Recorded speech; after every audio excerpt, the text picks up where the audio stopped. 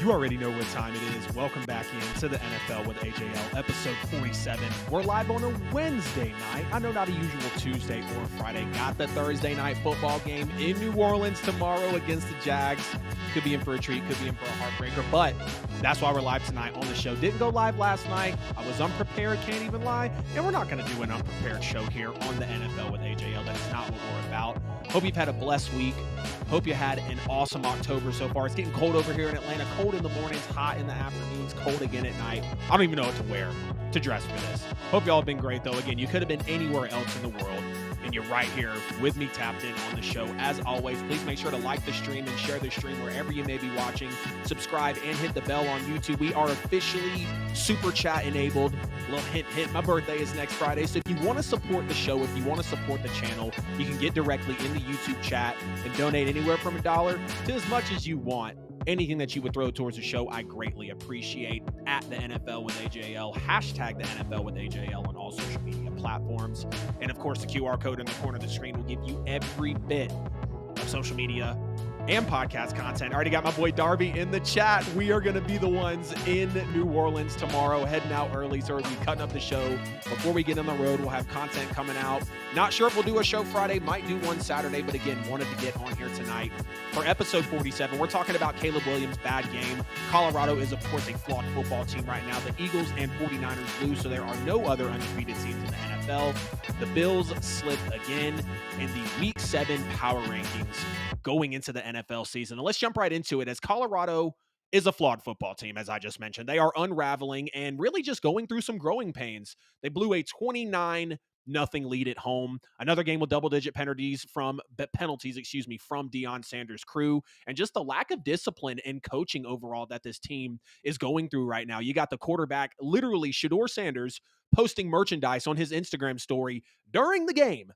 Like, come on, dude. That is just a not sense of entitlement, but it's showing some arrogance. It's showing some cockiness. And we've seen this out of a Colorado team that's had to come back to life over the last few weeks. But let's take a look at what Stanford and Colorado each did individually in this football game. So you got to give it to Stanford, right? A 97-yard drive got it going with Ayamaner. Ayamaner was absolutely eating up Travis Hunter in this game. He had another big play from him for the third Stanford touchdown of the game. And you see Colorado's defense is lapsing again. A lot of wide open throws, some busted coverages that are still happening at the midpoint of their season. And you look at all three touchdowns came in the third quarter for Stanford. And knowing that Colorado had that lead 29-0, and they come out and lose this football game, you got to respect Stanford for what they were doing in this game, driving 70 yards to tie it and then send it to overtime. And Colorado really did all they could to pin them at the 1-yard line with that punt, but the defense unfortunately does still let it up enough to allow that overtime field goal. Ayamaner, man, absolutely owned Travis Hunter in Travis's first game back, at least on the defensive side of the football. The overtime touchdown grab was absolutely insane and ultimately just outmanned Travis Hunter on that play. But you see, Stanford wasn't afraid of throwing at Travis Hunter, at one of Colorado's, if not Colorado's best player. We know him as the two-way Heisman guy right now. And they saw the weakness in Travis Hunter. They targeted him all game. And I'm not saying Travis Hunter is a weak player, but in this game, there was a weakness that Stanford literally saw. They exposed it and they went after it. Ayamaner, 15 snags for 294 yards, 194 yards after the catch, and 3 touchdowns in this game. Stanford scored on the final 8 drives of this football game, while Colorado scored on one of just the final 6 drives of their own to end the night. And when you look at Shedeur, again, in a game that he's got to adjust, he's got to be a better quarterback when you look at how he throws the interception in overtime. Shedeur Sanders did take some bad sacks in this football game, running behind the line. And then finally in the second half, we see in the fourth quarter, Shedeur hooks up with Weaver, and then the strike to Travis Hunter in this game. And Colorado allowed a 36-7 run in the second half to go to overtime, and an overall 46-14 run. What's going up 29-0 to lose this football game?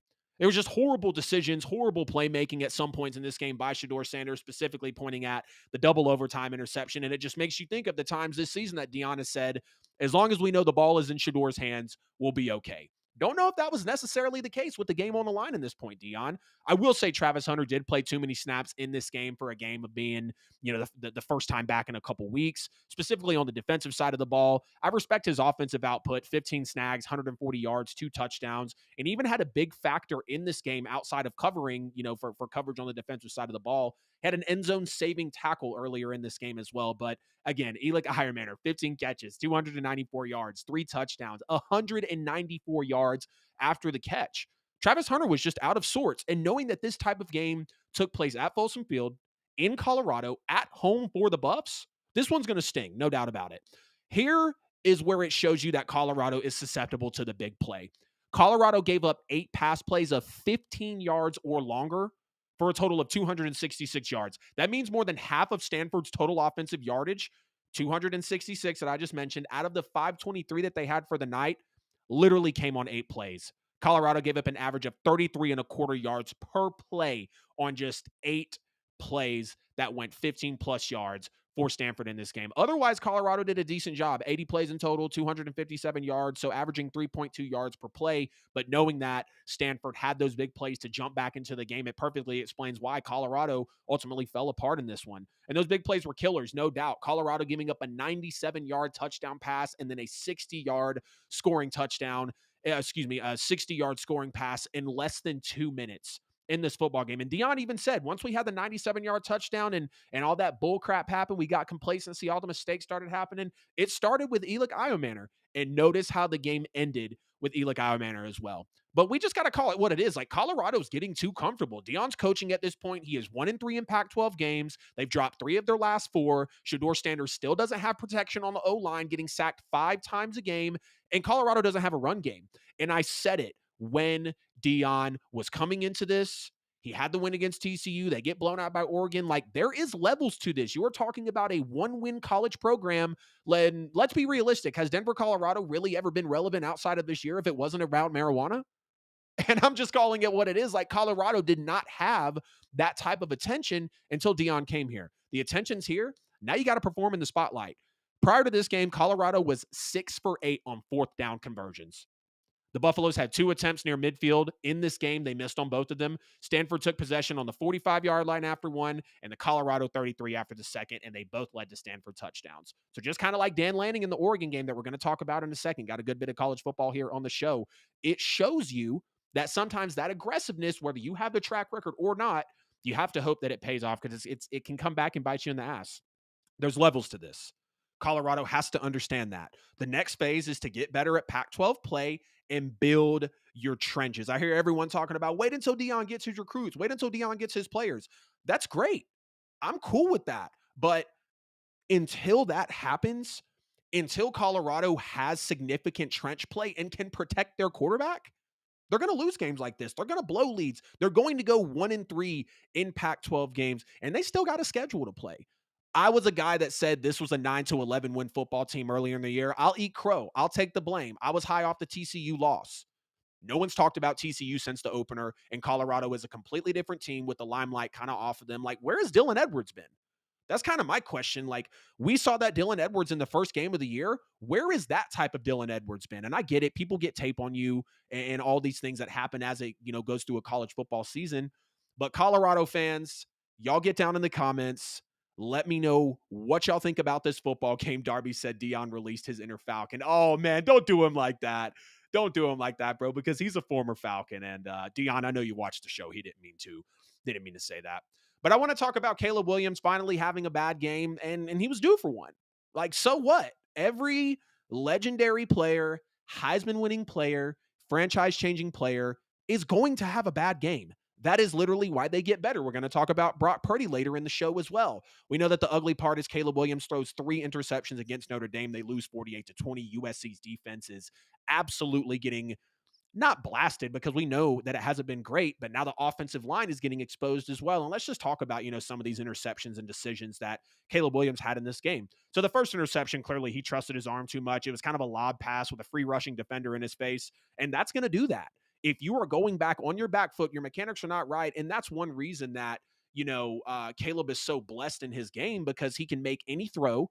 like Mahomes or Rodgers, no matter really where he's moving, but you can only trust your arm so much until mechanics and ultimately reading the play, which I'm not saying Caleb can't do. It was a lot broken down on that play, will come into effect. And a little insult to injury as well, missing the tackle on that first interception. Like, I know Caleb Williams isn't a tackler, but I'm sure that one didn't sit too well with him. You got a second interception, came on more pressure with the muddy pocket. Also, the third interception, also with pressure, throwing off of his back foot. And all of these interceptions were thrown with with Caleb on the move.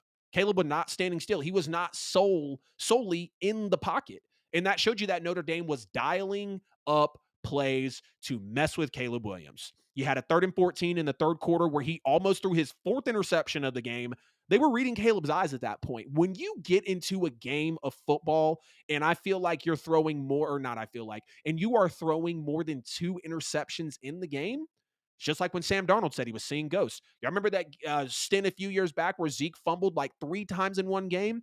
It becomes a mental thing. People start reading you. People start understanding what you will do to lead to those mistakes. And you look how USC's offensive line should have played much better than this. They so Notre Dame coming into this game, of course, going up against the USC line, Notre Dame ranked 110th in the country in sacks per game going into Saturday, literally averaging 1.57 sacks a game. So really every other game they're giving you, every other game, yes, they're giving you a total of 3 sacks. They had 6 sacks against USC. That was more than Notre Dame's combined total from the previous 3 games.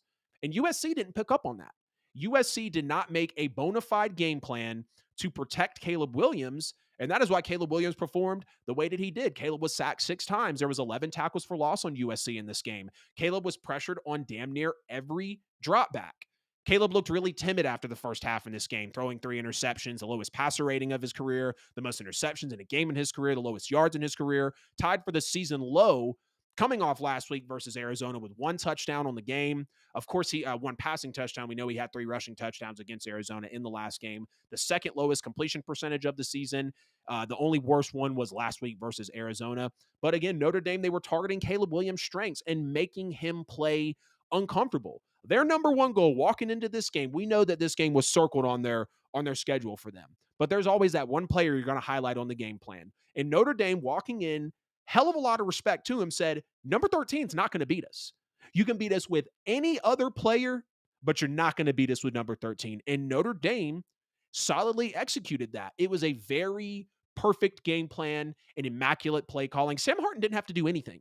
Sam Hartman, I was thinking of J.J. McCarthy, but that's Michigan. I don't know why Michigan and Notre Dame kind of mix me up. I think it might be the uniform colors. But, Sam Hartman did not have to do a lot in this football game.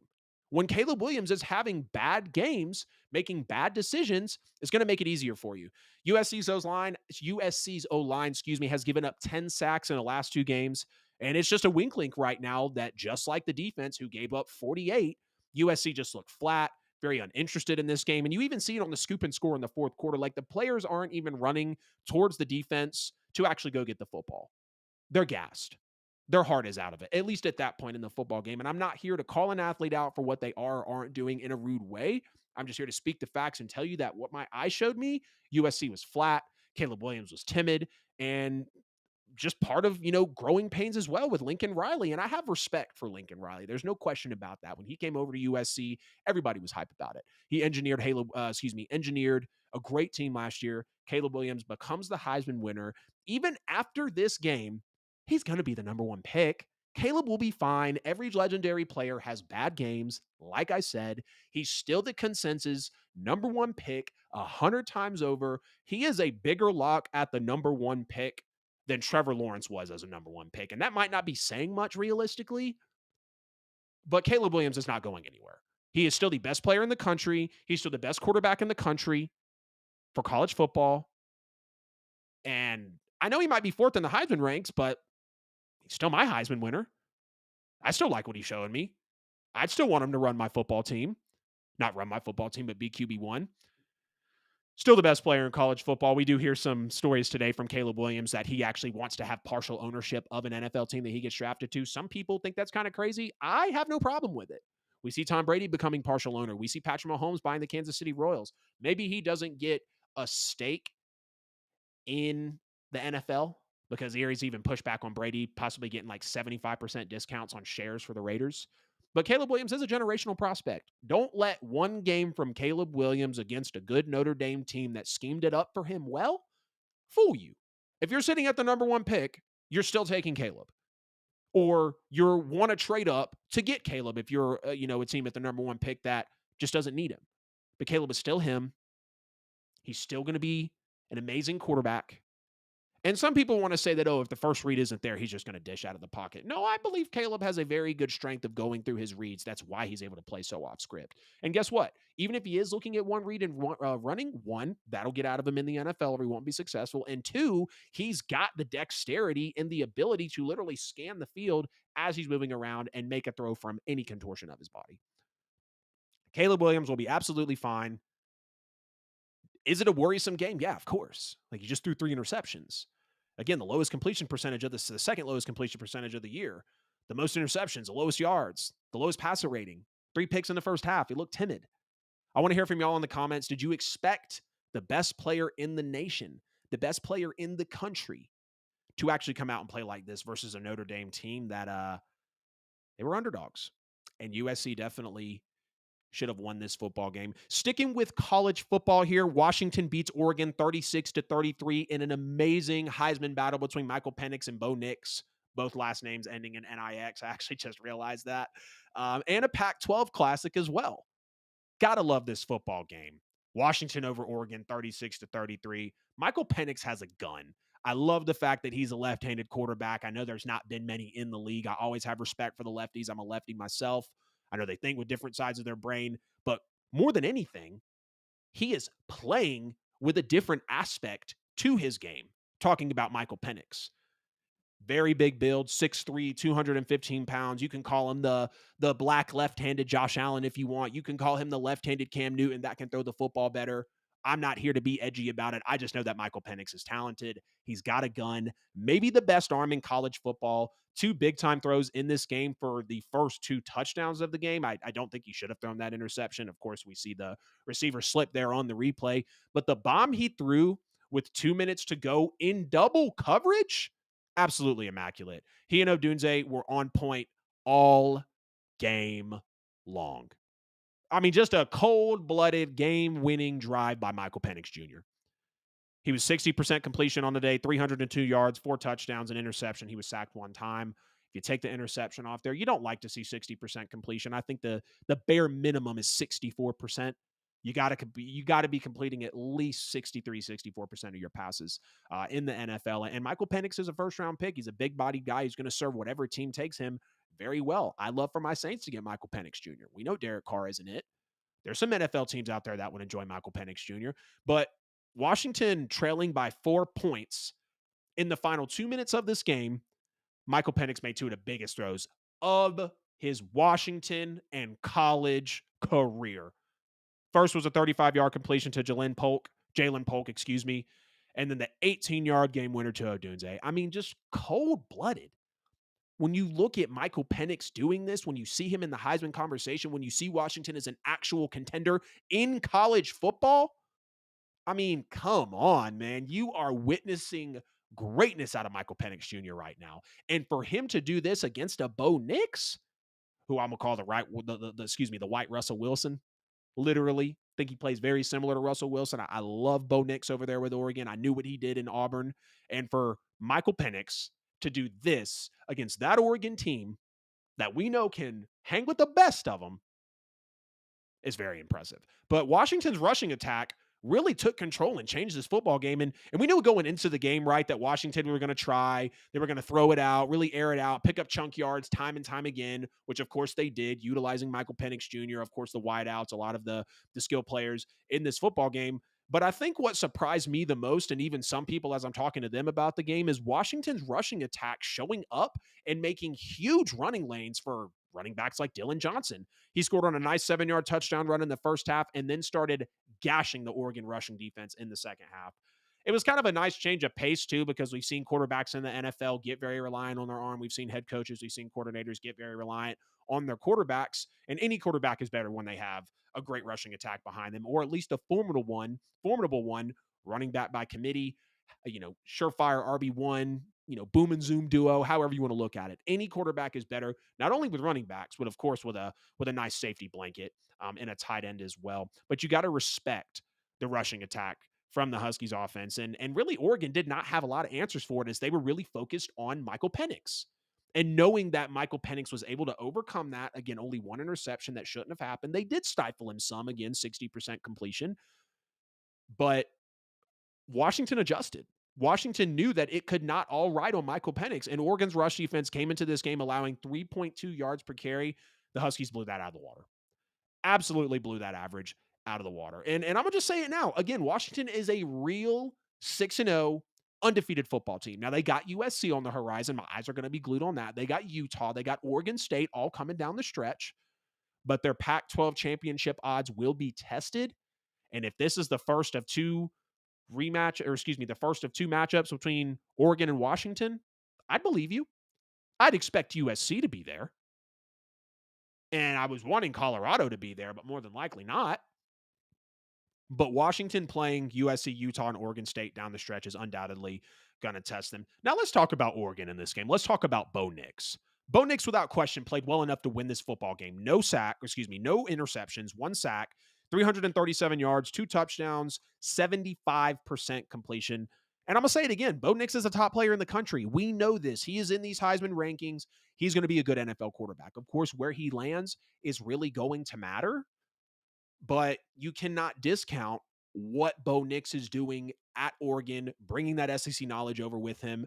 And at one point in this game, Bo Nix, in the second half, completed 13 of 14 passes. He was locked in. He was going through that Washington defense best he could. The Ducks rushed for 204 yards on a day, and they were largely able to get what they wanted to on the ground. So they were kind of punching back on Washington, realizing that, hey, we know if you get the rushing attack going, it can set up everything else for a team. But the big story of this game, I feel like, is Dan Lanning. Dan Lanning, over 3 on 4th down conversions, 2 of which came within the Washington 10-yard line. That happened in a game that Oregon lost by 3 points, and a field goal on at least one of those drives, without question, looks smart right about now. Hindsight 2020. And at the end of the game, the Ducks had a 33-29 lead with the ball at Washington's 47, just about 2 minutes on the clock, 2 minutes and 11 seconds to be exact. It was a 4th and 3. They could have punted and at worst give Michael Penix a 75-yard field to drive down with no timeouts for Washington. But instead, Dan Lanning said, nah, I'm going to fail to convert a 4th down, and then I'm going to let Michael Penix subsequently drive 53 yards in 28 seconds to put Washington on top with his 4th passing touchdown. And that's what we remember. We remember what Michael Penix did to drive down the field in this game with a great bomb into double coverage and win this game. And that's what people are going to remember on draft day, looking at their draft boards, evaluating these quarterbacks. I mean, they're both roughly the same build. 6'2", 6'3", 210 to 215 pounds. Kind of similar play styles. I think Bo Nix is a little more mobile. I kind of like Bo's play style a little better. I feel like Michael Penix might be a little stiff, but there's no question that he's an amazing quarterback right now. He's more than likely going to be a first-round pick. But when you look at the head-to-head matchup, a lot of people are going to nod Michael Penix, and you can't blame them seeing how he played head-to-head against Bo Nix and came away with a shootout Pac-12 season-defining, playoff-worthy victory. And when it really mattered in the second half, for Oregon, the defense stepped up. They got a trio of very pivotal stops. So after falling behind 29-18 and they missed that 4th down conversion, the Ducks forced a Husky 3 and out. Very good.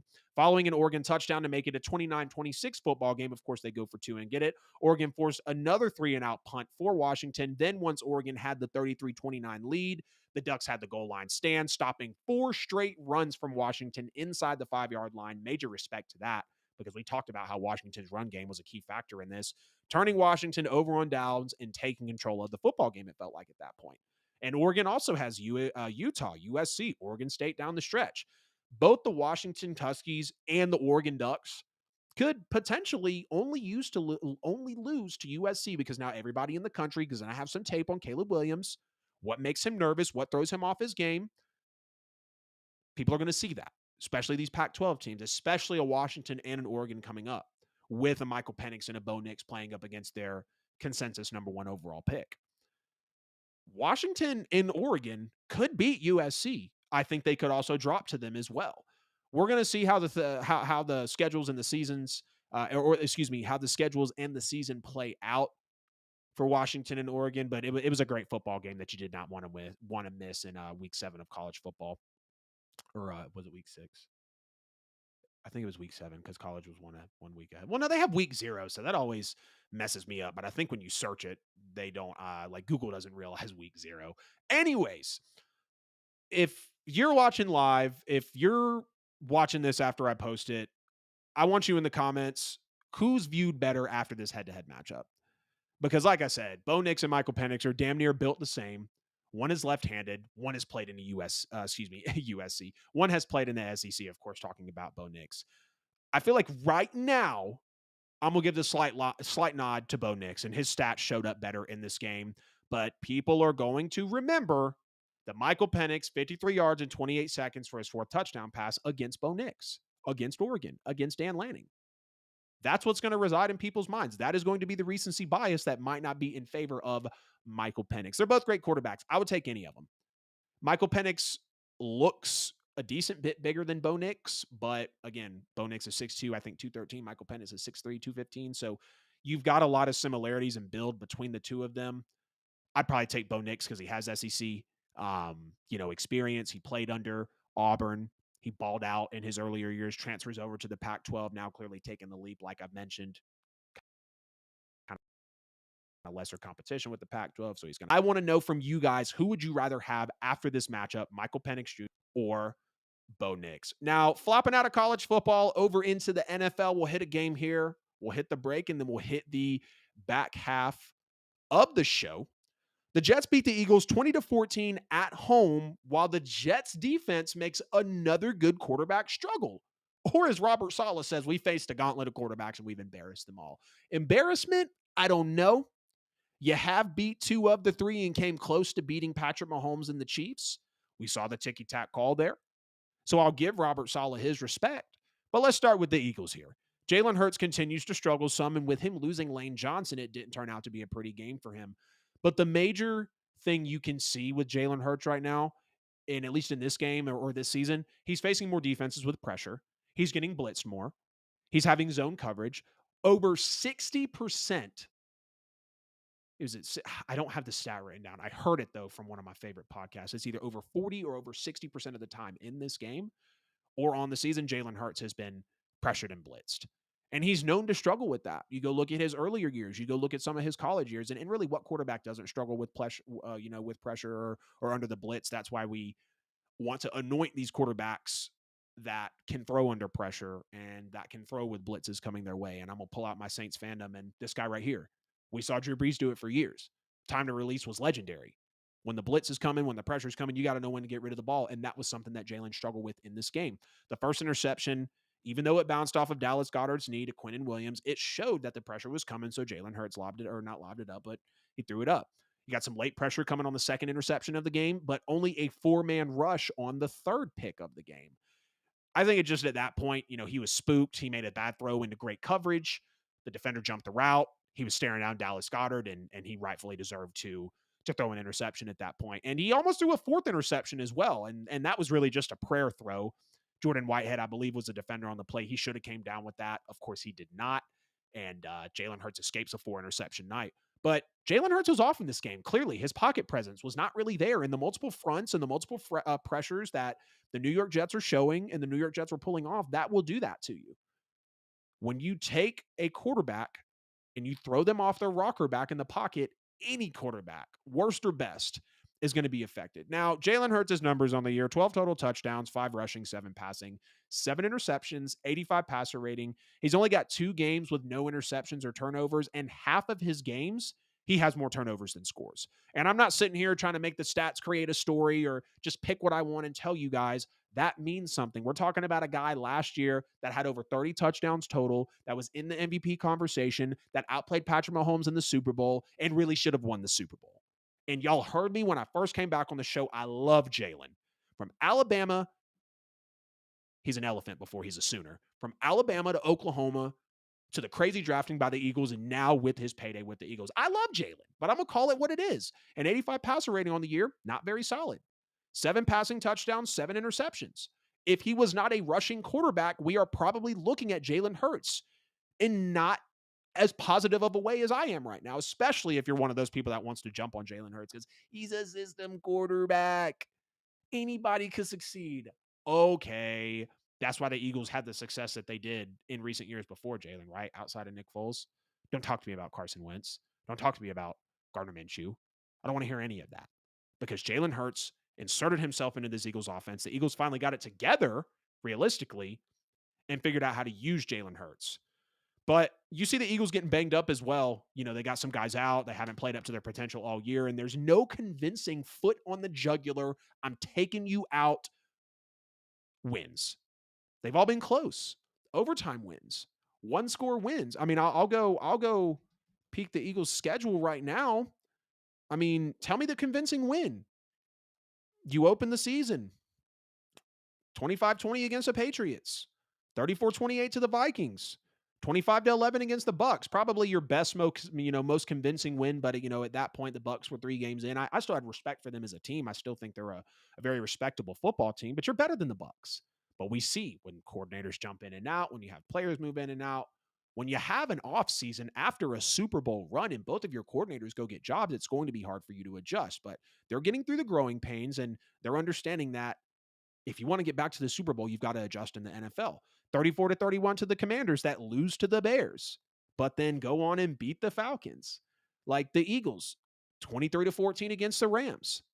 And then they finally lose 20-14 against the Jets. So you can say outside of the Bucs game, like this was coming. And I'm not here to hate on the Eagles. I'm not whatsoever. But when you look at how the schedule had played out this far, there were no convincing I'm blowing them out or firmly handling them outside of the Bucs, and you were supposed to do that at that point. And you were on the road, so that was impressive. I'll give you that. But the injuries are, again, they're getting banged up. The injuries are mounting. You got safety Justin Evans, wide receiver Quez Watkins placed on IR Friday and Saturday over the weekend.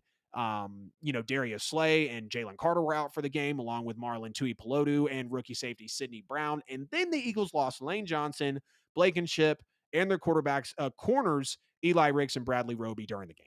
So it's piling up. The city of brotherly love is unfortunately experiencing injuries right now with their football team that has Super Bowl aspirations. And we know at the NFL, you got to get healthy at the right time. You got to get healthy really at the perfect time because nobody's healthy by week 2.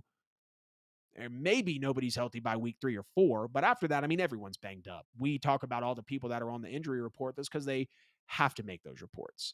And a lot of people in this league do get hurt. But we see, even the Eagles schedule kind of moving ahead here before I get back to the game. I mean, talking about convincing wins. So the Eagles play the Dolphins on Sunday night. Great game. I'll be glued to that one. Then they go and play the Commanders again. I'd like to think that the Eagles could win that football game, but it's a divisional rival. Commanders are at home. Then you got the Cowboys, Chiefs, Bills, Niners, Cowboys again, Seahawks, and then you got Giants, Cardinals, Giants. So they get a soft ending to the season. But when you've got Bills, Chiefs, Niners, Cowboys, Seahawks, Cowboys twice in that stretch, Commanders, and then you have the Dolphins, we could possibly be talking about this Eagles team going 2-3 over the next 5 games. Do they beat the Dolphins? Not sure. The Dolphins are, a little fraudulent right now. They can blow out bad teams, and when it comes up against good teams, it's a little interesting. We see them lose to the Bills. Then we see the Bills turn around and escape to the Giants. We know that this NFL season is very odd, but looking at the Eagles' schedule, it's not getting easier. It's not getting easier for the Eagles, and they've got to realize that it could get ugly before it gets prettier. Now, I like the 4th and goal touchdown run by Jalen Hurts. Of course, they have to go back and review that, make sure he got in there. The teardrop throw to A.J. Brown at the beginning of the 4th quarter, got the ball back with 1:46 remaining at their 25-yard line, and they failed to gain a first down. And all 4 of Jalen Hurts' passes were incomplete, and the game was over, and that was the first L of the year. And the Eagles defense did all it could. All that it could. There were no touchdowns given up until the bad Jalen Hurts interception late in the game that literally had to get them down inside the 10-yard line. Philadelphia forced a turnover on the downs and a punt in the series that followed both of Jalen Hurts' first 2 interceptions. Interception, turnover on downs for Philly, for the defense getting out there after Hurts throws the pick. Interception, forcing a punt on the New York Jets. So the defense did its job. It also limited the Jets to a field goal at the end of the second quarter and after a DeAndre Swift fumble. Another turnover, another place, another instance of limiting them. Of course, they finally give up the touchdown when, again, it takes an interception down inside the red zone, down inside the the 10-yard line to finally have the Jets, an anemic offense, unfortunately, punch it in with Breece Hall, who the Eagles had no answer for in this game. So they got beat on 4 field goals, a touchdown, and a 2-point try. That was a 50-50 shot. It's not a pretty loss for the Eagles. But let's just be real about the Jets defense. It's for real. The Jets defense is real, no doubt. And Sunday's game was the first time the Jets have had 3+ takeaways in consecutive games since weeks 1 and 2 of the 2015 season. And they had just 16 takeaways all last year, which was third worst in the league with a defensive-minded head coach like Robert Saleh, kind of shocking, and with a Sauce Gardner, and with all the young defensive talent that they had. Through the first 6 games of the season, they're tied for second in the league with 13 total takeaways already. So they made it a mission. We're going to get out here, we're going to get turnovers, and we're going to make these quarterbacks out here that we're playing actually make them sweat, actually make them work for what they've got to do. We'll talk about the quarterbacks that they faced here in just a minute and how they've had them fare out. But the Jets are still a team that's just a quarterback away. And Zach Wilson is, somewhat making plays at times. They're getting better at simple assignments and plays, he's getting better, somewhat at simple assignments, simple plays. Got to give credit on the pass to Garrett Wilson at the beginning of the third quarter up the sideline. But Zach Wilson did take some bag sacks in this game. And ultimately, he had to have a third interception to get him down inside the 10 and then turn around and give it to Breece Hall, who didn't have a big game, but a very key. Like, it felt like Breece Hall had a big game, but realistically, Breece Hall just had some clutch plays at the right time. And again, recency bias, not in a bad way, but this is what people are going to remember. You're going to score that touchdown, the only touchdown of the game for the Jets, and of course, the last time that you're in the red zone as the team. And again, I respect a 2-point try. It was a 50-50 throw from Zach Wilson, and that's why I was never high on Zach coming into the league. But you got to feel good with Sauce Gardner. Held both of your starting DBs out of the game. You forced 3 interceptions on Jalen Hurts, almost 4 picks, fumble recovery. You held DeAndre Swift in check. Of course, you have a fumble by him as well.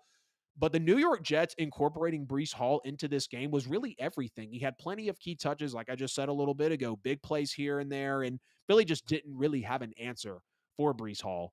The only Jets touchdown of this game was from Breece Hall, and Breece has 287 total scrimmage yards over the last 2 weeks. A little bit on the comments about Robert Saleh saying that the Jets have embarrassed quarterbacks. So week 1 against Josh Allen, about 60-something% completion, a little under 240 yards, 1 touchdown, 3 interceptions, 62.7 QB rating. The Jets win that game 22-16.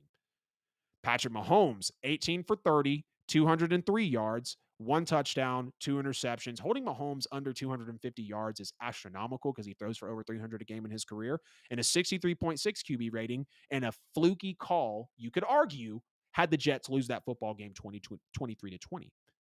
The Jets could be a 4-2 football team right now.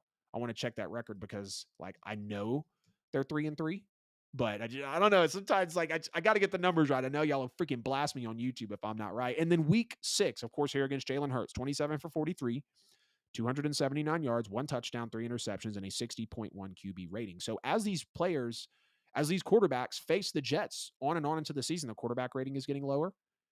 You're holding them under 300 passing yards, which is always a plus. You really want to hold them, I feel like, under 250 or so. But with a passing lead, you can make your argument that you want there. And they've allowed 3 touchdowns to 8 interceptions between week 1, 4, and 6 to respectively Josh Allen, Patrick Mahomes, and now Jalen Hurts. Just imagine, Jets fans, bear with me. Just imagine if you had Aaron Rodgers. What would this team be? Because we see that Zach Wilson cannot engineer this offense. The fact that the fact that the Eagles lose this game on 4 field goals and a touchdown and a 2-point try, does that say more about the Eagles not being able to put up points or the Jets? Not really sure. Of course, both of these teams, defensive stalemate. We see 34 points total combined in this one. But what a game. Jets finally get one after making all of these quarterbacks go through their gauntlet.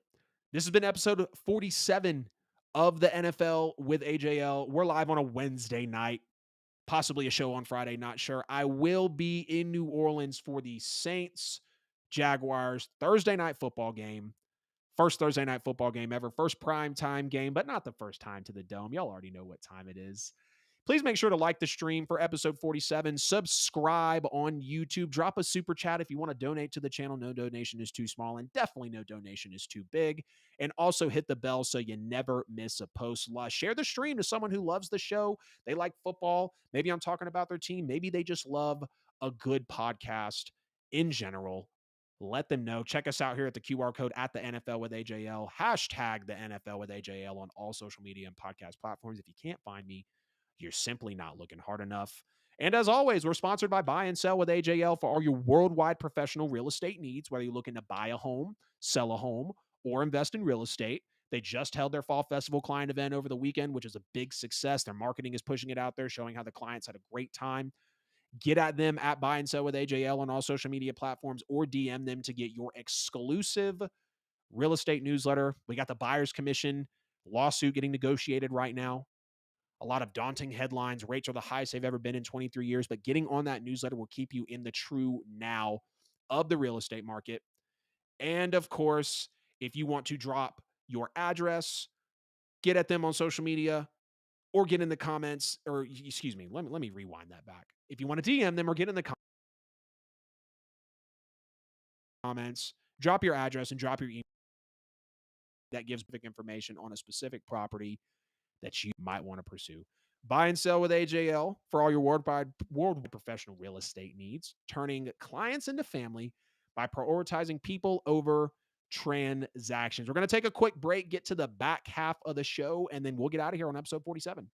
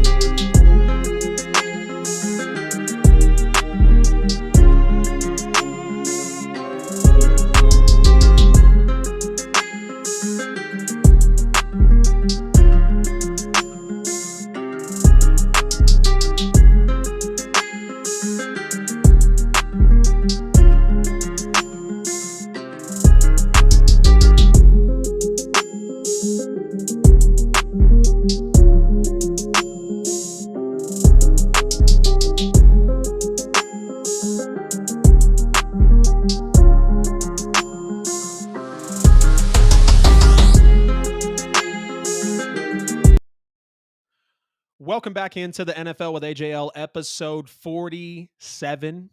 Please make sure to like the stream, subscribe, and follow on YouTube and all social media platforms. Share the stream, hit the bell on YouTube so you never miss a post. The QR code, like I said before we went on break. Scan it for every bit of content at the NFL with AJL. Hashtag the NFL with AJL. I know we're live on a Wednesday. You could have been anywhere else in the world, but I want to see more of y'all in the chat. Drop me a super chat. Be the first person to ever donate to the show live on YouTube. You don't have to, because just you watching right now, being live with me on an off night is all I could ask for and more.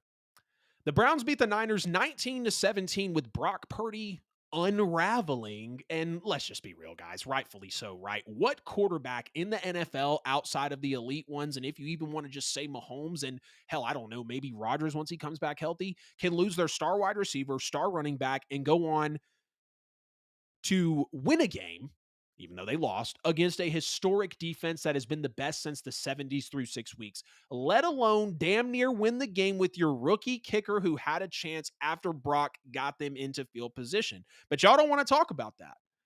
Everybody's been waiting to jump on Brock Purdy as the very last pick of the NFL draft, and you have to respect not the greatness, but how good Brock Purdy has played to this point. But let's get into this game. Let's get into what people are now saying about Brock Purdy and overall the Browns upsetting the Niners, having them fall off of the undefeated streak here in the NFL season. So San Francisco, you hear it. They're losing to PJ Walker, an XFL quarterback, but they were without Debo. They were without Christian McCaffrey for most of this game, and they are 3 weeks from their bye week with Cincinnati and Minnesota coming up, and they've got the Jags right after the bye week as well. But you look at San Francisco, just kind of a, you know, damn it, kind of a, Lord, why am I losing my word? A mantra of them, a characteristic of them. My God, the ninth most penalties in the NFL with 33 in total. They had another 12 penalties today for 108 yards on top of injuries, and losing a ball game of this fashion is just going to add kind of that insult to injury. And here we go. Brock Purdy finally plays a bad game with everything considered, and it's really not hard to see why. Because again, what quarterback are you trusting to get through that? No star wide receiver, no star running back against the best defense in the NFL in terms of pass yards per game and yards allowed per game through 6 weeks. We have not seen a defense give up this least amount of yards in the NFL since literally 1971. And Brock Purdy got his team down the field in position to get them in position to win the game. And Brock Purdy spent most of this game without Debo, without CMC, two of his most reliable targets, and was facing a defense that came in ranked the best in the league and elite. And Brock Purdy still put his team in a position, took over with less than 2 minutes remaining and a 2-point deficit. Now, yes, they do get a PI call that helps him get a little further down the field, and then just several clutch throws from Brock Purdy. Beautiful third down strike to Jawan Jennings, and the 49ers got into field goal range. In the biggest moment of the game, when Brock Purdy had to step up in a moment where it was dysfunctional, I've just talked about it. I don't think Brock Purdy's elite because he can't overcome dysfunction. Not a lot of quarterbacks can. I try not to hold quarterbacks to that, you know, uh, standard, because not everyone can do it. I mean, it's like saying, oh, can you make throws like Mahomes? Can you throw every time off your back foot 65 yards down the field like Aaron Rodgers? No. So I'm not going to rightfully say, oh, he can't overcome adversity, so he's not good. No, Brock Purdy is very good. And in one of his first moments outside of the NFC Championship game where he actually had to overcome, biggest moment of the game for him, he did exactly what he needed to. And if Moody's kick goes through, are we not sitting here talking about how clutch Brock Purdy was, how great all the throws were that he made? Are we not sitting here talking about that? Because if Moody makes a kick, everyone's going to remember how Brock Purdy took over with less than 2 minutes to go and drove them down the football field and got them into field goal range, and it was on Jake Moody. And Jake Moody's not a bust. He's a rookie. I know he missed some kicks earlier in this game, but Brock Purdy would be getting praised for his clutchness right now if Jake Moody had complimented what Brock had done to get them down the field. Now, Brock did have some throws to Brandon Ayuk in this game that were off, but, those could have been huge. And Ayuk had a day with Brock Purdy, no doubt. You see, he was the favorite target of Brock in the game. And we know what Brandon Ayuk brings to the table, especially for this team. But shout out the Niners with another damn steal on the defensive line. Randy Gregory proved he is already an impact player. They got him for next to nothing after the Broncos signed him to a fat deal not long ago. 1 sack for Randy Gregory, 2 tackles for a loss, 3 pressures, and the 49ers stole him from Denver. Literally stole him from Denver, and he's already coming in and making plays. But I'm asking myself, where the hell is George Kittle? Why is George Kittle not getting utilized as that tight end one, as that top 3 tight end in the league, that top 5 maybe tight end in the league now that we got a Sam Laporta and, Dalton Kincaid making waves? George Kittle has to emerge, because with no Christian McCaffrey and no Debo Samuel for most of the game, George Kittle had 1 catch for 1 yard. 1 catch for 1 yard from George Kittle. What are they doing? Why is George Kittle being mostly used as an O lineman in a game where your quarterback does not have his star running back or his star wide receiver? It's just more of those instances, or some of those instances, that start to creep forward. It's like, what the hell are you doing, Shanahan? You've got a stud, an elite tight end in George Kittle, and he's getting 1 catch for 1 yard in this game. I mean, the fullback, Kyle Juszczyk, got more usage than George Kittle in this game. And again, the Niners are 9th most penalized team in the league with 33 in total. They had another 12 on the day, and not that the Browns didn't, because the Browns were clearly penalized very much in this game as well. And the Browns came in very injured. No Deshaun Watson for the second straight game. Of course, Nick Chubb out for the year. No Jack Conklin, who's been out for the year. So maybe you're kind of wondering, why are you mentioning those? Those are still impact players that they got to go forward with. And even if you've been without them for a while, any game that you can win without your best player or one of your best players for any amount of time is absolutely remarkable. And the best historical defense since the 70s first in pass yards per game given up, first in total yards per game given up.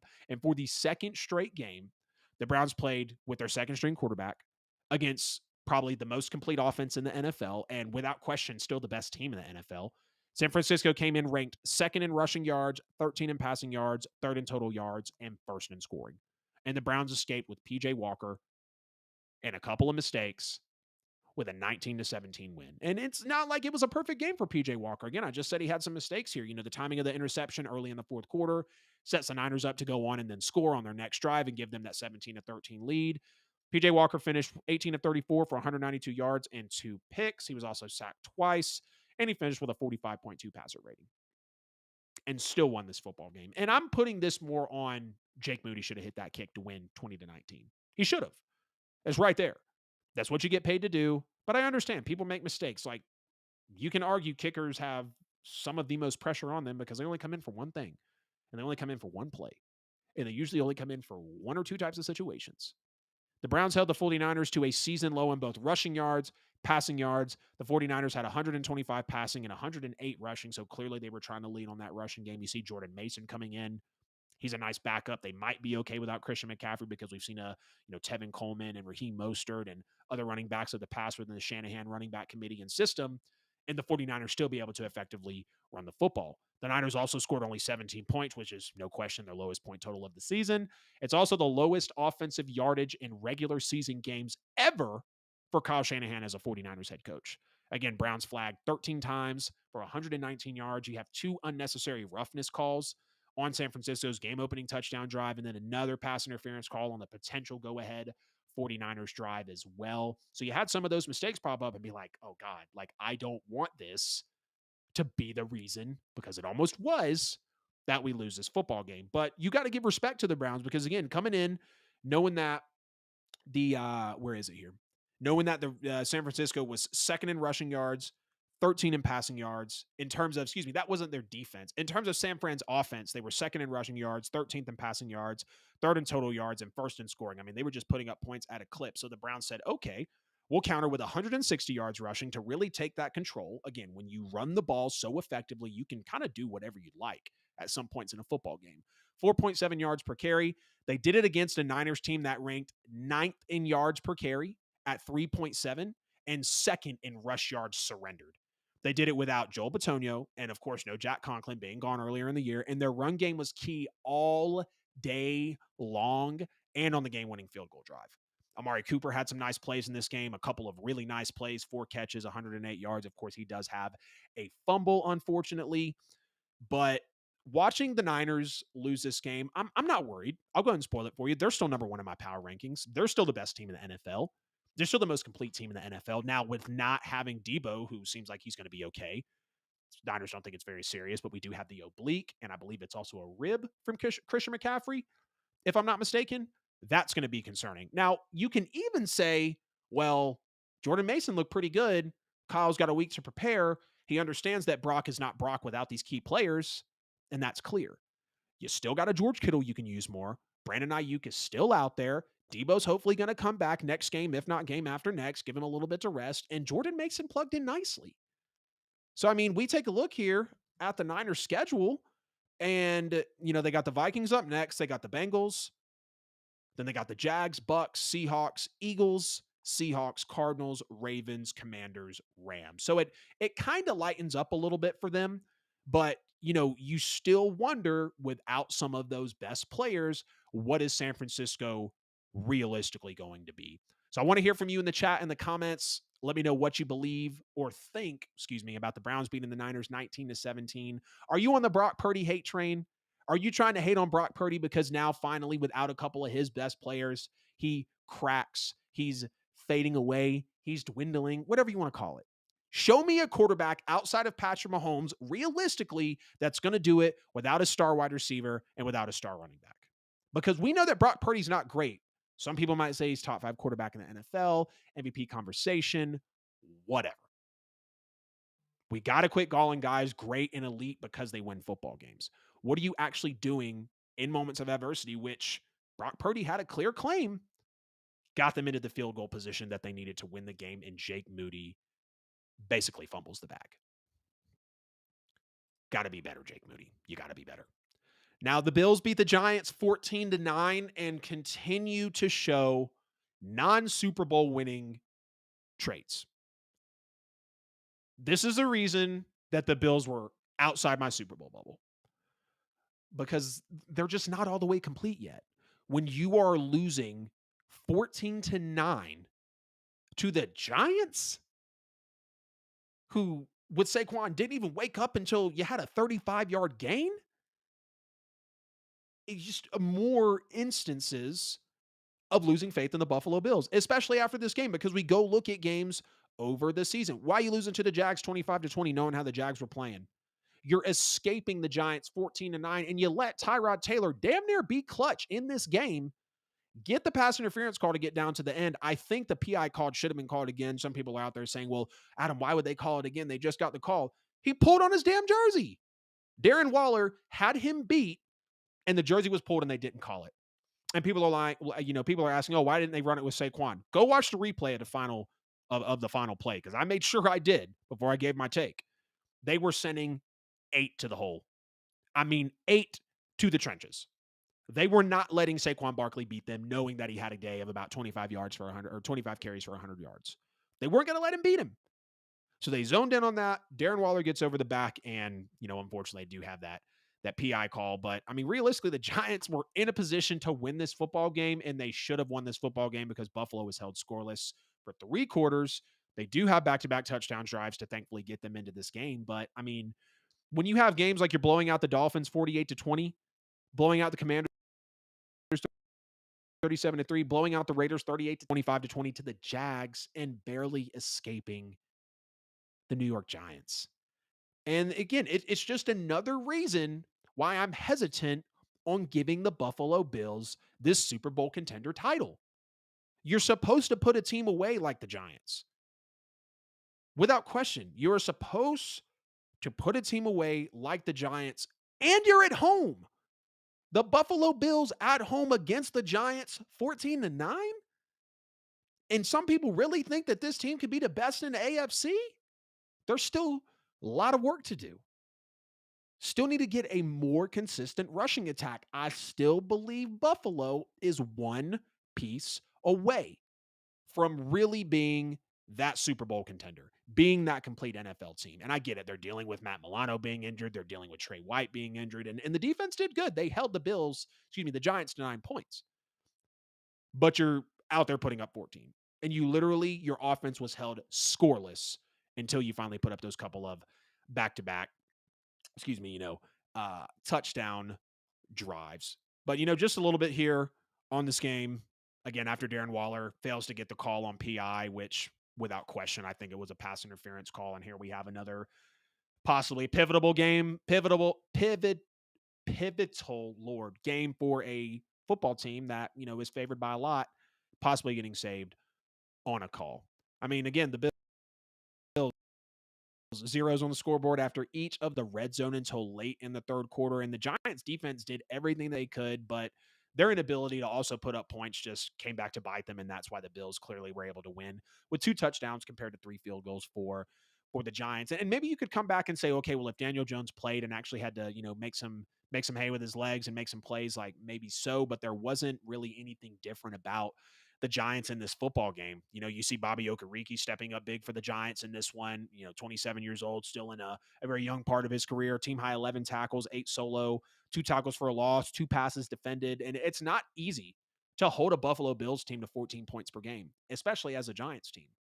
Credit to Wink Martindale. I talked about the Isaiah Simmons trade. Thank y'all for making that my biggest YouTube video ever.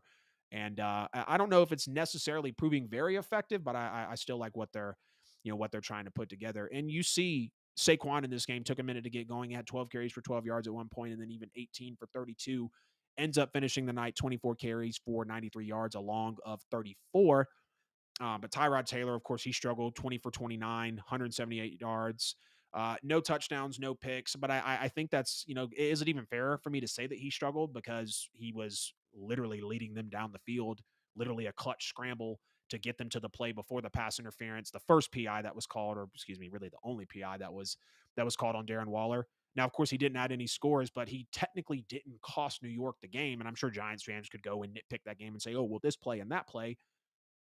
You're talking about Tyrod Taylor. Because your O-line allowed Daniel Jones to get murdered the most besides the Washington Commanders, who have 34 sacks given up, Daniel Jones, it was just a matter of time before, realistically that they got hurt. But the Giants are going to catch some slack here, thankfully. They've only got one more primetime game on the year. They've been on 4 so far through 6 weeks. Sunday night versus Dallas, blown out 40-0. Thursday night versus San Francisco in week 3. We saw it happen there. Monday night versus Seattle in week 4. Of course, we saw that happen there. And then they lose this one. They scored 24 total points in 4 primetime games. On primetime, they're averaging 2 field goals, 6 points per game. And I think we can all say that New York shouldn't have been under the spotlight this much. I mean, we didn't expect the New York Giants to be a major team. I can't remember exactly how many wins I had for them coming into the year, but like we didn't expect the Giants to be a team that we really want to see on primetime. I mean, let's be honest.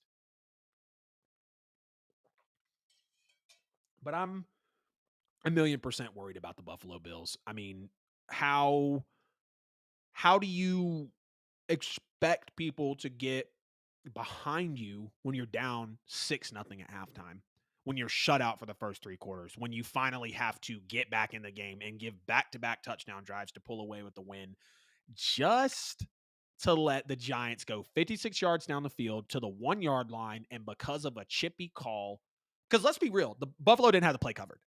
They didn't have the play covered. And if that play, if that call is called, yes, they have to play one more snap. I kind of have the faith in the Giants to get the touchdown. I just do. Now, yes, Buffalo could have stood them up. Odds probably say more than likely, yes, they would have stood them up. But Buffalo just, it shouldn't have been as close. I mean, and we know that. Sean McDermott punted on 3 of the first 4 possessions of the night, turned the ball over twice in the first half. They didn't reach the red zone until about 3.5 minutes to go in the third quarter. And the Giants were just putting pressure on Buffalo all night. And they stalled out that Buffalo passing game. And, Tyrod Taylor coming in the midst of Daniel Jones being out, he was kind of able to move the football at times. I'm like, hell, look at this Tyrod Taylor. Look at this Tyrod Taylor with the New York Giants actually trying to do things. But of course, he knows that we know that he does not get a touchdown, but he did what he could. Final drive of the game, getting them down to the end to really have them be able to get into position to win the game. And again, just because of the chippy call, they not just because of the chippy call, but we see the chippy call, and you have no choice but to think back on it, knowing how bad that Buffalo really played, in this game. Now, thankfully, James Cook, he did have a very solid game, 71 yards, 5.1 yards per carry average. Latavius Murray also had 45 yards on the ground as well. And we do see the run game come around, thankfully, but it's not enough. Yes, they come away with the win. Yes, they get the win at home. Yes, things went the way that they did, but Buffalo should have won this game going away. And there's no other way to get around it. Sean McDermott's got to be better. The Bills have to be better. They have to be more tapped into these football games that they are supposed to win without question, because you're supposed to win that Jets game. Great job on having the 3-game win streak there. You really should have beat the Jags. I mean, we could say this for a lot of teams in the league, right? But I genuinely think with the competition the Bills have played, they could be 6-0. But in the same breath, it's also not a shocker that they're not because of how they played throughout the season. They're going to have the Patriots, Bucks, Bengals, Broncos, and Jets again, followed by the Eagles over the next 6 weeks. So the schedule will definitely test them. No doubt I'll have my eyes on that Bengals, Jets, Eagles game. I even think the Bucks could possibly give them problems just because I have respect for the Bucks as a team. They'll finish out with the Chiefs, Cowboys, Chargers, Patriots, and then the Dolphins in Miami to end the season. So we already know that the Buffalo Bills are going to be a team that we absolutely keep our eyes on as the season goes on. And the last game on the slate here before we get into week 7 NFL power rankings, y'all know I got to talk about my New Orleans Saints because we do the Who Dat Corner every possible week that we can here for the weekly New Orleans Saints updates. And the Saints lose to the Texans 20-13. And I'm shocked because I genuinely thought at some point we were a better team than the Texans, but they're also sporting a top 10 quarterback and we're not. I think I can even say right now that D'Amico Ryans, as a rookie defensive-minded head coach, is coaching better than Dennis Allen. And I'd like to lean off that and say no, but let's just be real, he is. We're at the mercy of Dennis Allen. We're at the mercy of Pete Carmichael. We've talked about it all year. But the reason I'm not shocked is we didn't learn anything different about this Saints team. The Saints are still who they are. You're missing kicks, which Blake Grupe and Lou Hedley, I love the stories, but Jesus Christ, just what a horrible special team signing at this point in the year. You got a bad O-line, which, by the way, no Ramczyk tomorrow, no Landon Young tomorrow. Of course, Andrews Pete not being healthy as well. I believe no James Hurts tomorrow as well. You got an average quarterback in Derek Carr, which Derek Carr is what he is. I said it when we traded for him or when we signed him. The team that drafted Derek Carr and knew him the best cut him. They moved off of him. No collateral. We want you off the team. We don't want to pay you the money. Zach Bond, thankfully, gets an interception. That's like the one positive takeaway is, yay, we forced an interception on CJ Stroud just to have Zach Bond, a linebacker that where's Jalen Smith? That's all I'll say. A linebacker fumbling interceptions. I mean, Zach Bond has not touched a football a lot in his career, so of course he's gonna fumble that away. I mean, come on. The suspect play calling from the Saints, getting gashed up in the first half. I mean, where was the defense? The defense was literally dying on the field. It felt like they were disappearing in this game. Over 100 yards rushing in the first half allowed to the Texans. And then we've it's not even like we could really be major sellers at the trade deadline. We've got bad veteran contracts. Nobody wants Ramczyk's contract. Nobody wants Kamara's contract. Nobody wants Lattimore's contract. Nobody wants maybe Michael Thomas's contract. But hell, I feel like even we're paying him too much. Now, I love his production this year, but I didn't learn anything new about the Saints team other than the fact that we relaxed because we got a blowout win. Pete Carmichael was like, 34 points. Oh, I'm good. I'm chilling. I don't have to draw up another offensive game plan. Well, that's not true, Pete Carmichael, because the way I'm not even going to sit here and get mad about it because I've done it 2, 3, 4 times this year. And again, I know what this Saints team is. But Pete Carmichael was like, all right, cool. 34-0. I'm out. Outside that game, the Saints would not have more than like 6 or 7 touchdowns on the year. You know, Raheem Mostert has more touchdowns than the entire New Orleans Saints team. The Saints just don't score. And I think the one stat from this game that really sticks with me, Derek Carr throws 50 passes, over 350 yards, just to put up 13 points and lose. A week after having the least amount of pass attempts on the season against a defense that we blew out 34-0 in the New England Patriots on the road. So I'm sure Pete's train of thought was, okay, well, we won't have him pass a lot against a good defense because I know, or at least he has respect for that Belichickian defense. But we're going to have you air it out 50 times on the road. 50 times. So most passes Derek Carr's thrown all year, and he's 2 weeks really removed, 3 weeks removed, I guess you could say. Because of the Green Bay game. 3 weeks removed from that AC sprain. And again, it was just a sprain. Clearly, he played through it. But the week after, he should not have played through it. The week after that, he has his least amount of pass attempts. And we do great.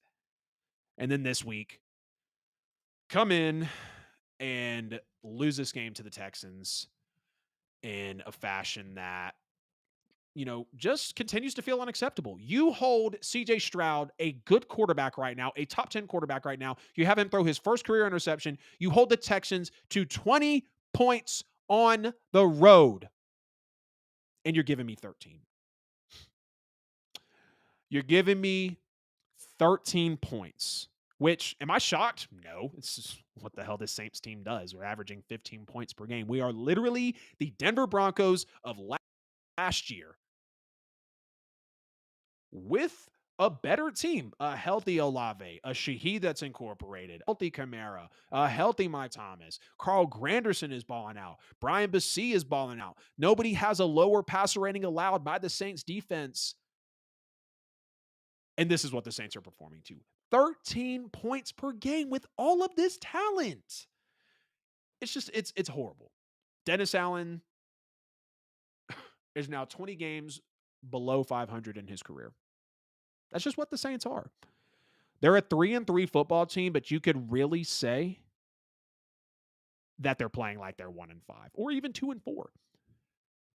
And there's just, I mean, nothing more you can really say about the Saints team. I mean, they're going to play close games. Another closely contested game yet again, playing down to their competition because that's what the Saints always do.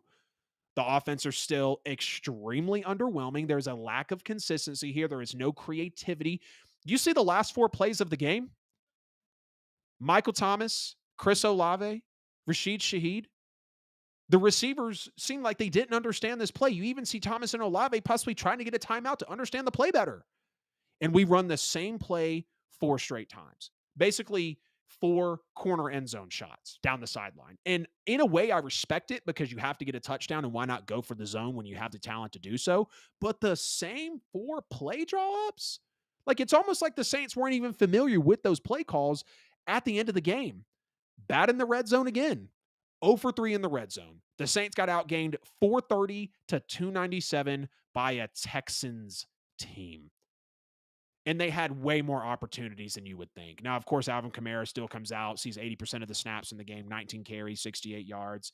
He was also targeted on for 36 yards as well, of course, receiving on the ground. Rashid Shaheed, of course, makes a good catch in this game. I love Rashid Shaheed. I have no complaints about him. I'm glad we finally found our big play guy next to Chris Olave, kind of like our little Tyreek Hill if Chris Olave was, really over that. And I mean, you kick the game off with a 52-yard field goal missed by Blake Grupe. You follow an interception by Zach Bond, and then Dalton Schultz, they turn around, get the ball back, new set of downs, first touchdown of the day. And that really set the tone for how the game was going to go. No shocker, 7 penalties, 84 yards. The Saints take a step forward, and then Dennis Allen was like, all right, we're getting too good now. I got to return back to my Vegas self. 18-41 as a head coach.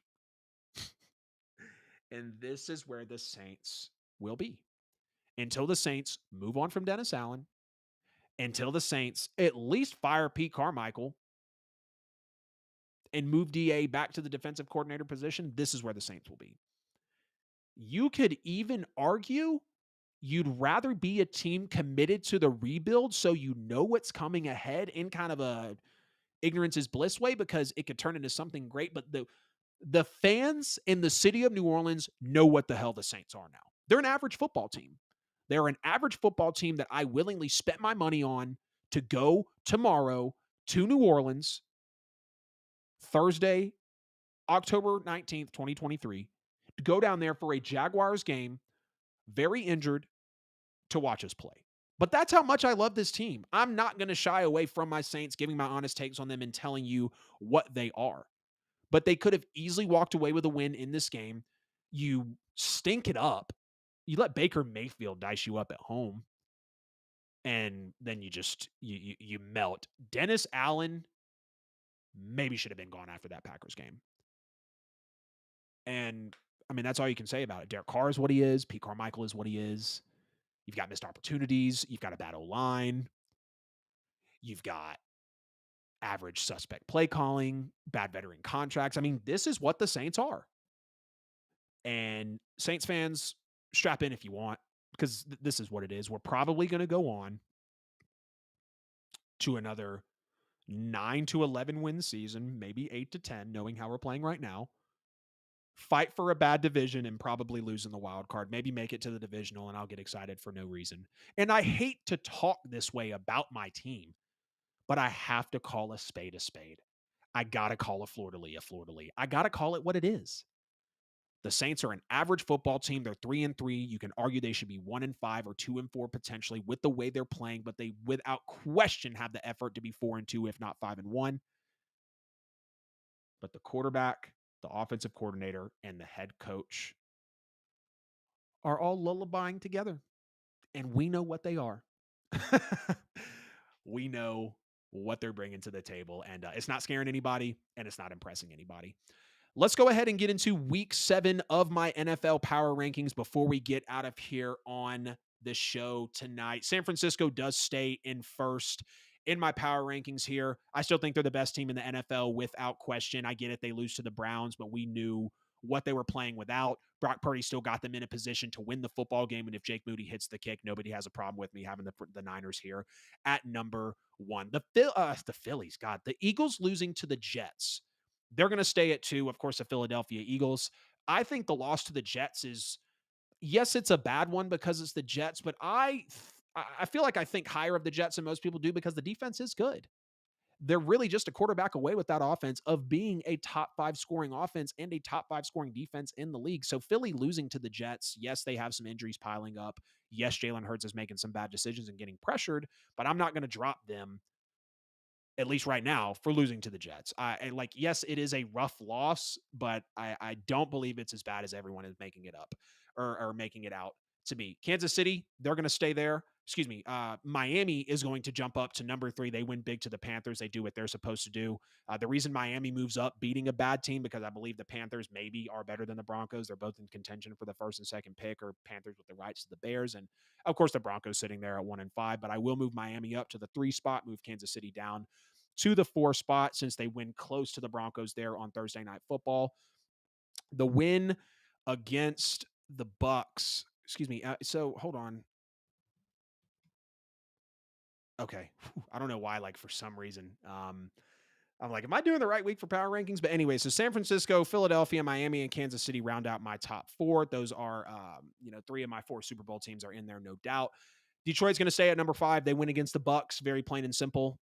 Detroit is real. That defense is real. Jared Goff is 13-4 in his last 17 NFL games. Great touchdown to interception ratio, amazing yardage, amazing completion percentage, and Ben Johnson. Unfortunately, we hear about him going and being an offensive coordinator, and I hate that, but kind of becoming a trend in the NFL, but offensive minded coaches is what's win. And I mean, is what wins. And let's be real. And OC wants to eventually move up, not only to get that higher pay, but to really run that football team. So Detroit coming in at number 5. I'm going to have Baltimore at number 6. They beat the Titans. I think the Titans are a better team than the Giants. So that's why I have Baltimore moving up in this one. I move Buffalo down 1 spot to the 7th spot.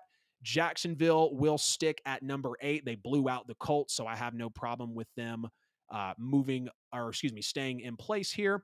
We've also got Dallas at number 9. They win close, Dallas at number 9. They win close to the Chargers, and they're just going to stay put with that win on the week as well. We also are now going to have the I'm reading back and forth between last week's power rankings and this week as I kind of gauge them on how I switch people around. So we got Cincinnati at 10. Of course, they win a close game to the Seahawks. They're going to sit right above the Seahawks since they do beat them in the head-to-head. I originally had Seahawks as, higher in these rankings, and I kind of feel like they're the better team, if not kind of, a wash or the same right now, because Cincinnati's still trying to get their legs. But Cincinnati above Seattle here. Cincinnati at 10, Seattle at 11. Of course, they lose close to the Bengals, so I'm not going to hurt them too much for that. The Chargers do lose close to the Cowboys. Clearly, Dallas is going to be above them because I do believe they're a better team. Roster is great on one, but I don't really like the coaching from either. I mean, both rosters are loaded. Both quarterbacks can be awesome, but realistically, we kind of know what they are at this point, at least for Dak and for the coaching for both squads. No question about that. I've got the Rams sticking at 13 as they do have a blowout win to the Cardinals. So they do what they're supposed to do. They're going to gracefully hold their spot here in the top 15 rankings. Tampa Bay at 14, a team that I am really respecting this year. Now, they do lose to the Lions, but I am going to keep them put there because they do also have the Indianapolis Colts coming in at 15. They get blown out by the Jaguars. And that's going to round out my top 15. Indy at 15, Tampa Bay at 14. Again, got a lot of respect for Tampa Bay as a team. I know they lose to the Lions, but the Lions is a good team. We've got the Rams blowing out the Cardinals, Chargers, Seahawks, Bengals, Cowboys, Jaguars, Bills, Ravens, Lions, Chiefs, Dolphins, Eagles, San Francisco 49ers. That just went from the 15 to the 1. That has been episode 47 of the NFL with AJL. I greatly appreciate everybody jumping in with me on a Wednesday night special. Again, I will be at the game tomorrow, Thursday Night Football, Saints, Jags. It'll be all over the story. Be thinking about me no matter what the Saints are doing, because I'm either going to be in gracefulness or I'm going to be in misery. But before we get out of here, please make sure to like the stream, subscribe on YouTube, drop a super chat to donate to the show if you'd like. Your boy's 26th birthday is next Friday, and I would take any type of love that you guys would give me. Hit the bell on YouTube as well so you never miss a post. Share the stream. Before we get out of here, please, at the NFL with AJL, hashtag the NFL with AJL on all social media and podcast platforms. A QR code, of course, will give you every bit of content. If you can't find me, you're simply not looking hard enough. We chopped it up about Caleb Williams' bad game, Colorado being flawed, the Eagles and Niners losing, my Saints, the Bills slipping, and everything in between with college football as well. Might have a show on Friday, not sure. I'm going to be driving back from New Orleans, getting back about, maybe 5, 6 o'clock Friday night. Might go live on Saturday with my picks for the week because I do like keeping y'all up to date with that. I know we missed a couple of picks over the last few weeks or so. I think weeks 3, 4, and 5. Yes, we didn't have our picks in, but I kept up with the records. As I always say, I love y'all. I need y'all, and I will see y'all in episode